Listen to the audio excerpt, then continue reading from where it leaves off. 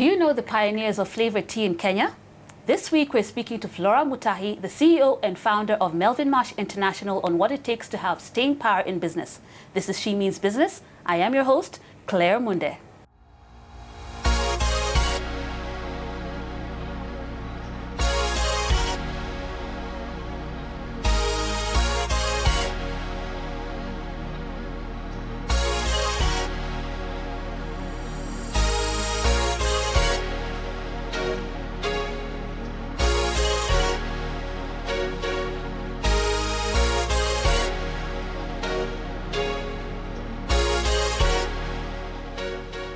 Flora, you're a trailblazing entrepreneur and a lady of firsts. I mean, you did the first free-flowing salt, flavored tea, and so many other firsts. Take us through your entrepreneurial journey to where you are today. Thank you very much. Trailblazing, I don't know, but definitely I've put in the time. So my journey began through college, where I never got a career calling. And I just followed what I was good at, which was accounting. So I started believing the story, finished college, and I started doing my professional exams. Lo and to me, of course, I was not enjoying it. I actually even got an audit job in a firm in Westlands, and I did that for 9 months. And one day, I remember meeting James McPhee, who told me, "You're creating a habit that is going to follow you, a habit of mediocrity that is going to follow you for the rest of your life." And I was like, why? And he said, because I've seen, I barely used to just pass, do enough, everything was just borderline. And he said, go and be true to yourself. So following, same day I quit and went home and said, this is what I want to do, and I want to get into business. I couldn't even articulate it. There was nothing like entrepreneurship at the time. It was just business. So my then boss, Charity Muya, then picked up some files and said, do you want to do this? Do you want to do this? Make sure you, and all she said is build something with longevity.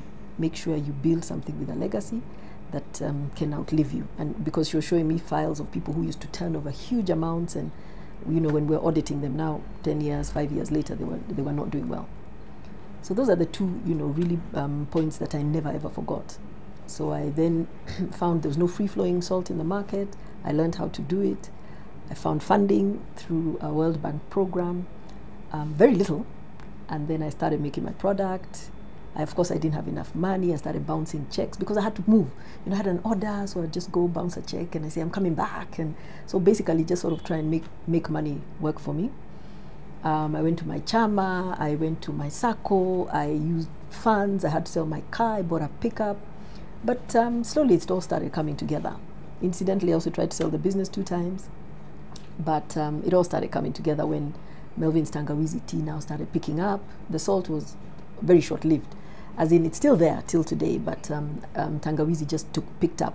The plain tea did not pick up, but the Tangawizi picked up because I guess it was a fast flavored tea, and then we brought in masala, and you know, the whole array that we have, vanilla, and we went into herbals, went into infusions.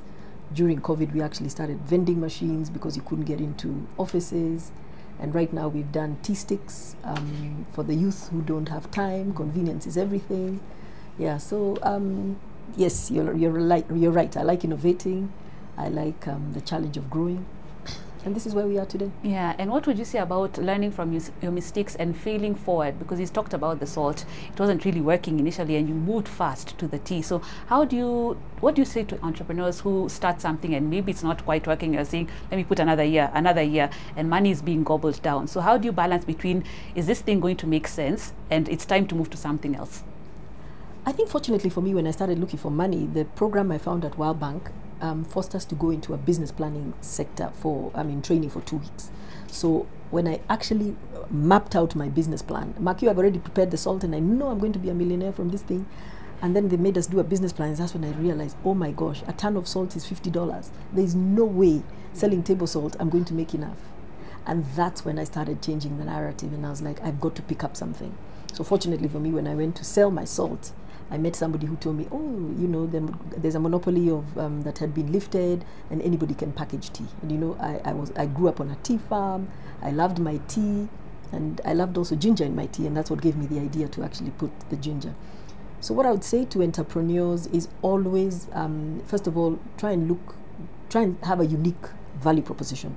You can't just come and do what somebody else does. And that is a problem I find with a lot of entrepreneurs.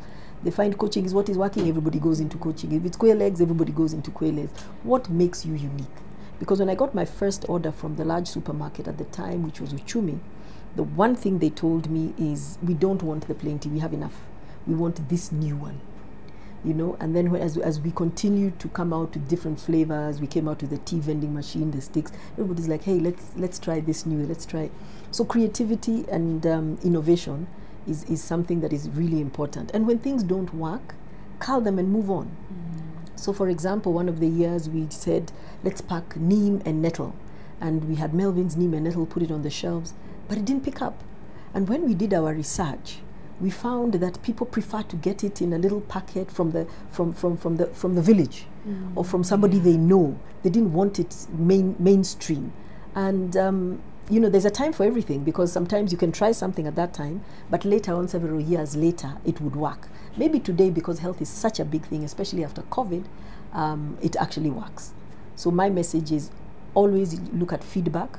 They say feedback is the breakfast of champions. Always look at your feedback.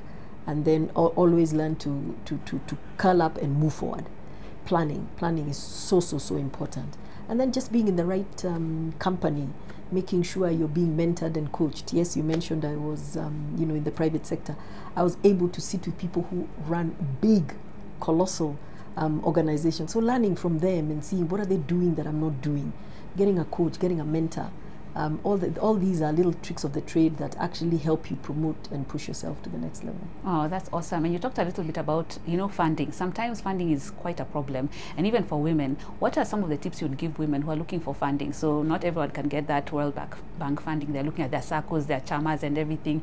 And they can only grow so much, they feel. So what are some tips you would give these women who are trying to scale their businesses and they feel stuck at a certain position? I think the first bit of advice I would give anybody is, the best source of funding is what your customer is willing to pay for your product. So instead of running to go and give credit, how do you make your product so valuable that they will pay for it even in advance? You know, or like we are seeing the economy where you know, products you deliver to your door, you try 3, 4, 5 sizes, you pick, you go. I mean, these people are not having to go through the long lines of credit that the markets are, you know, the brick and mortar shops are actually making us do. So for me, if I was an entrepreneur, I would really focus on making my product very findable. I would focus on making it very, very likable. And then I would focus on putting it in channels where I can get my money out quickly. That's the first thing. Then the second thing is, there's been a study done that women tend to fear taking loans. A loan, if it is taken for the right thing, is okay. So you make sure if you take a loan, use it for the right thing. They get financial literacy, first and foremost. We've been taught and conditioned that figures are not for women. You know, it's okay, the men will look after this. Or maybe you are not good in math and therefore you shut down. You don't need to understand too much. Just get yourself clear with profits and losses, how to do your costings, balance sheet, to get your auditors to help you walk through it. So once you start getting comfortable with being in the figure space, then you start seeing you can actually borrow and make ends meet. The other study that has been done around women is that we tend to not want, once you get a financier, you stick there. You don't actually have the courage to go out, which talks to our self-confidence, our self-esteem. So learn to shop around. There's so much funding today for women. Some not palatable, some palatable. So go out and actually have the courage to say, this is what I'm looking for.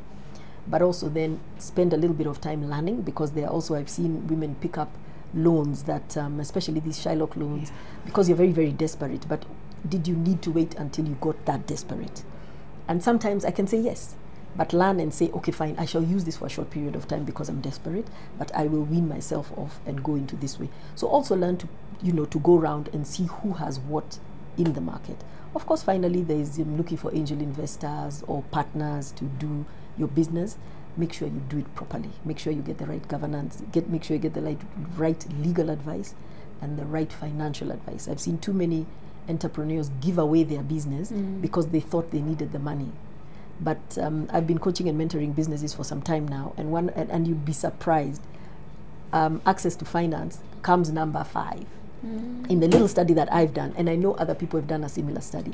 So you tend to find just lack of clarity and strategy comes number 1. Change management, knowing I should change, but I'm too polite, I'm too conditioned to be quiet that I don't do it. You have, strategy, then asking for support, asking for help. That's another one that stands in the way. Personal productivity was actually number 1. Can you believe it? How am I spending my time to actually in my business? Am I doing it, or am I spending my time on strategic issues, or am I spending my time on operational issues? Unfortunately, a lot of us entrepreneurs tend to spend too much time in operational issues. Train others to do that. Automate, delegate, give it out. You spend time doing, where is this business going? Where is my customer? How do I find my customer? How do I make myself attractive to my customer? And how do I bring the money in quickly?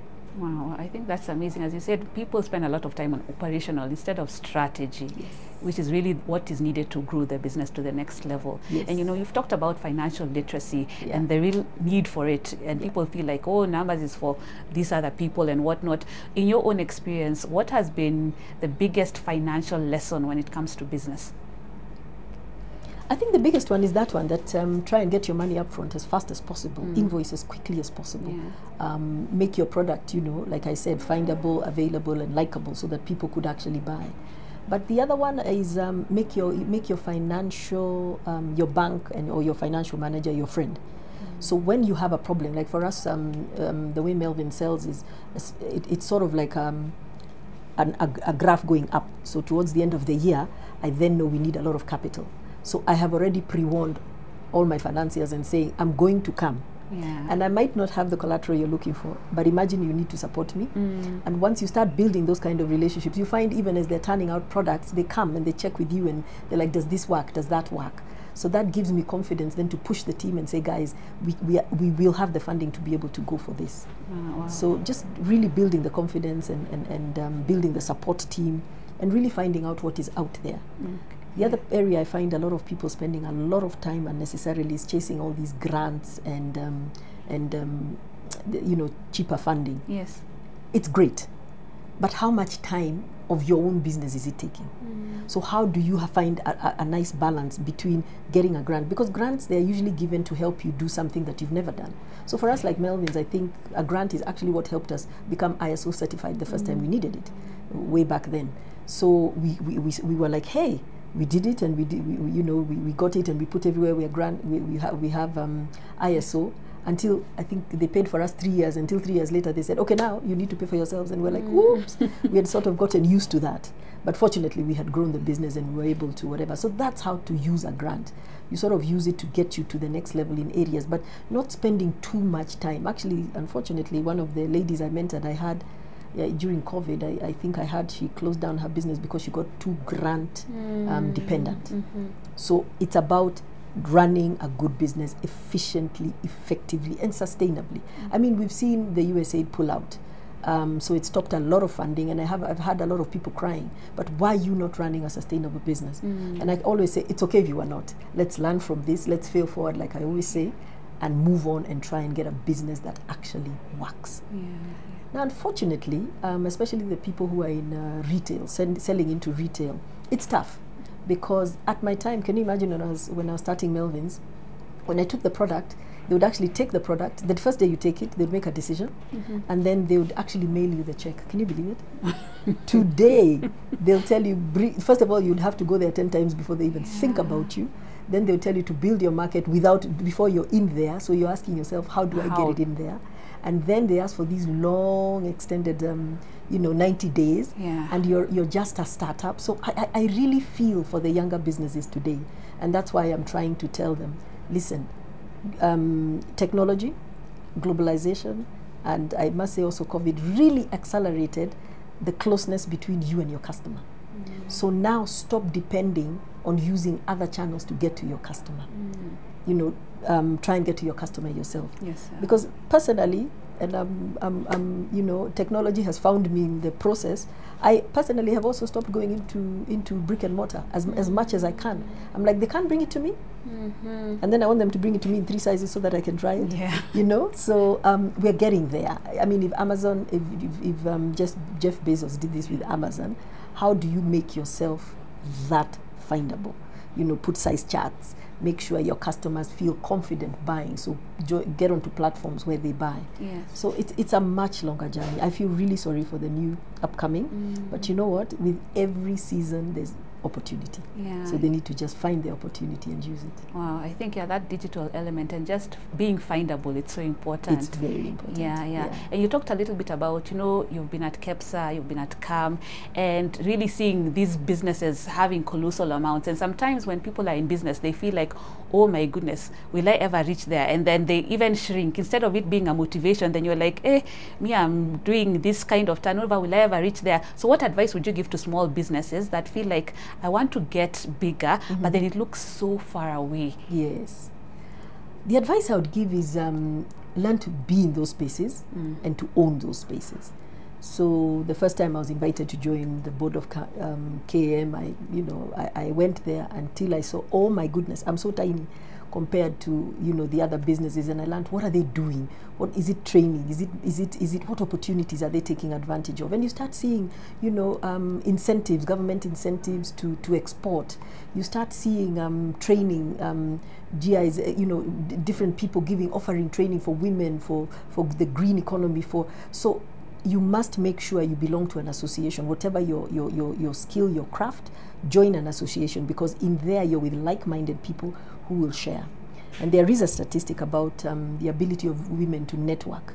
Actually, it's not the ability, let me say the fact that we don't network as much. Obviously, because of we are naturals and we've got other responsibilities, we might not have the time. But during the day, when everybody's at work and maybe your family is not with you, try and network in those spaces. Because I must say, being with those larger organizations and being with people who have colossal businesses and banks and whatever, it really opens up your mind. And of course, remember, you can always pick the phone and ask for a favor when you need it. Yeah.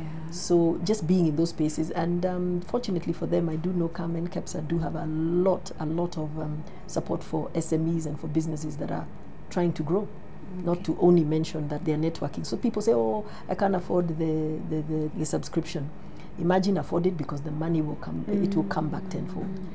Yeah, you'll open up your mind, and not only just join them, be in those spaces, go for those meetings. You will always unlock something in your business. Wow. And as you're talking about, you know, sometimes women feel like, do I have that time to go and network? Do I have this? What was your own journey like when building your businesses? How was the work-life balance like? For me, I think, well, I'm very driven, so I do like my 8 hours of working. But there's something I was taught by one of my friends who says there are rubber balls and glass balls. So you need to know which are your glass balls, which tend to me to be my family, and anything to do with that. So you know, when there was a toss between the two, I dropped what I had to do, and sometimes I had to drop important meetings and just say there's something I have to attend to, and go and attend to that. So it's really about having your values, knowing your values, what is important to you. I have great friends who haven't dropped me in the process, because sometimes my social life is what actually suffers. But because I know where I'm going and I know what I want to do, and you know, then you tend to hang out also with similar people like that. Okay. So it's really about knowing your value, knowing who you are, and knowing what's important to you. And once you're able to put that in place, and let me also say, you never really balance, it's a wave. So there are times you will get really busy because maybe you're closing the year and you're pushing, and then after that, sit down and make up all the time. You know, like for me, from December, I can come back to work in March if I want, because then you get a lull. And then also learning to delegate and actually giving other people the work. One of the biggest challenges I find entrepreneurs is they don't know how to delegate. They feel they're the only ones who can do things. Other people can do it. You use your mind to build your vision and to do your strategic thinking, and maybe to do the connections. But the team can do it. Imagine they can. And then also learn to build a good team, a strong team. easier said than done, and especially now with Gen Z coming along, oh my days. Yeah. Yes. What has that been like with Gen Zs? How do you manage? Because yeah, it's a whole different dynamic. What does that look like for you? Well, we haven't been too challenged, but the little we've seen is the Gen Zs want to more. They want more to connect beyond just a job. They want to find what is your bigger purpose. What are you trying to achieve? So you have to articulate. Like for us, one of my purpose is, I think I was telling you earlier, is I want to see value-added tea from Kenya sitting on shelves globally. So if you tell a Gen Z something like that, that buys them more than telling them this is your job and this is what you're going to do, and then make them buy. And then you've got to listen to them, try and cross-pollinate them with older people. But still learning, I have my own Gen Z right here. So it's interesting when you're given feedback like, you know, you don't listen. And I'm like, really? Really? My own Gen Z is telling me I don't listen? Yeah. So I think it's also to give them space and just try and see where they're also coming from. But the most important thing is to put the two teams together, put the young, put the old, and let them learn from each other. Wow. Now you're recently awarded top 50 and Forbes over 50. Forbes 50 over 50. Yeah. What was that like? Pleasant surprise. A pleasant surprise. It just came, a phone call. My friends told me congratulations. I'm like, what for? And they said you've been awarded Forbes 50 over 50. So a great surprise. I went to the summit in Abu Dhabi. So just you know, interacting with other people who were listed. We had Wandia Gishuru of Kenya as well with us. Fantastic. It was nice. It was an honor. And I think the whole messaging around it, they were trying to say that after you get to 50, you still have a long runway. Don't imagine you're done. But of course, we were also with the 30 below 30, and just to tell them that, you know, you have a longer runway than these guys, but for us, you still have a long runway to create impact. And it just came at a time when I've turned around and decided I want to create a lot of impact for this continent. Yeah. And what do you say about, you know, we're in an age where there's ageism. Yes. And it's something we cannot ignore. And people are like, oh, age. What are your thoughts on that? I'd like to get, because, you know, we have the 50 over 50, but then there are people who start discriminating at a certain age, and it happens, if we're honest, a lot for women. So what are your thoughts around that? I'd like to hear. Wow. First, I've never heard that. Really? I've never heard that there's discrimination for age. Yeah. But for me, I believe age is a number, but I also want and I hope to pray to age gracefully. So don't try and compete with the 30-year-olds. If anything, and that's the impact I've tried to create when I began actually coaching and mentoring entrepreneurs. My journey has been 30 years long, tough years. I've had to bootstrap, I've failed, I've tried to sell my business. There's nothing I've not done. So I'm wanting to impart that knowledge to the younger ones so that their journey can be shorter, and then we can see them actually scale African businesses. I don't know if you know the statistic that says the African continent has the most number of entrepreneurs. Unfortunately, they all tend to be small, and then unfortunately, they tend to be women. And that's why I've just turned around and said, no, the impact I'm going to create, and I've developed a program called Scale Mastery, where I'm saying, women, let's get our businesses. I don't quite deal with the beginners, but the ones that are ready to scale, let's scale our businesses, because I want to change this trajectory that African businesses are only small businesses. We need to be big, we need to be bold, and we need to be global. And that's what I'm doing with Melvin's, and I'm doing with the Scale Masters. Awesome. Now, you've told us what your vision is for your businesses, but I'd like to know, what does success mean to you? Interesting. Success to me is actually achieving what you set out to achieve. And why I say that is because we tend to self-sabotage quite a lot in terms of not understanding, this is where I want to go, and then understanding what takes you there. Sometimes it's your mindset that is wrong. Sometimes, and in fact, there's somebody who says the mountain is you. So sometimes it's you. Sometimes it's knowledge. Sometimes it's the skills, the resources, etc. So for me, success is being able to share a goal or dream a goal, and then actually be able to drive towards it. That to me is what success is. So every day I move towards my goal, I'm happier. I mean, it's taken me 30 years to try and export and go global. Not 30, I mean, we started all along, but I haven't even made a dent. So I'm still saying, I still want to say I'm successful in whatever small little way, but I haven't reached where I'm going. And I continue to try and, you know, chart my path. How can I do it faster? How can I do it differently? To me, that is what success is. And that's why I'm so passionate about pouring into the young people who are also trying to do it, to see if I can unlock for them what success should be. Because, you know, they say if your dream doesn't keep you awake at night, it's not big enough. Yeah. So let's have big dreams, but let's also make sure we achieve them. Oh, awesome. I'd like us to shift gears a little bit. What do you do for fun? I love traveling, any excuse, and I love my golf, and I love family. So if I'm not doing anyway, in my free time, I'm doing one of the three. Either I've traveled somewhere, I'm chilling out with family, or I'm playing my golf. Okay. Yeah. What's your current read? Right now, Brianna West, The Mountain Is You.